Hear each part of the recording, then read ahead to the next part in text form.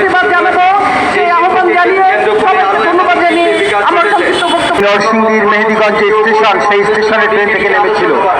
এরপরে ওই স্টেশনের বিনা বেতনে সেটি পরিচ্ছন্ন করার যে কাজ, সেই কাজটা করে ওখানকার যে যাত্রী এবং স্থানীয় মানুষ, তাদের সহযোগিতায় যে মানুষটি বেঁচেছিল, তাদের ন্যূনতম দান দক্ষিণা থেকে সঞ্চয় করে গত 24 বছরে তার 40,000 টাকার মতো সঞ্চিত হয়েছিল।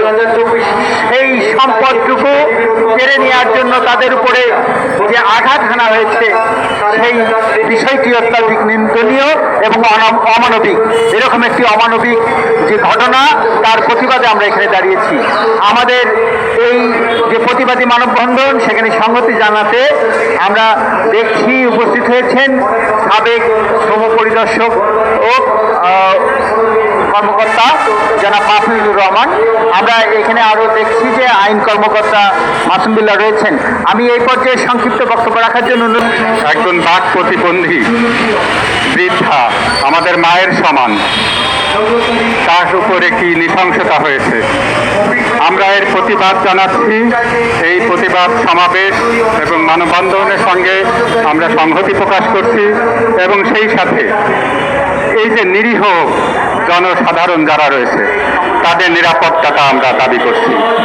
আর যে ঘটনা ঘটেছে, এই ঘটনা পুনরাবৃত্তি যেন না ঘটে এবং সেই জন্য এই ঘটনার বিচার আমরা চাচ্ছি, উপযুক্ত বিচার আমরা চাচ্ছি এবং এই ধরনের ঘটনার পুনরাবৃত্তি যেন না ঘটে।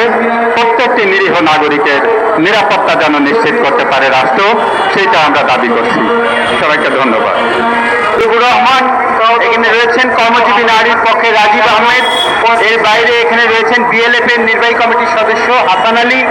এখানে রয়েছেন জাতীয় মহিলা আইনজীবী সমিতির সদস্য, রয়েছেন নাগরিক উদ্যোগ এবং নিজেরা করির প্রতিনিধিরা।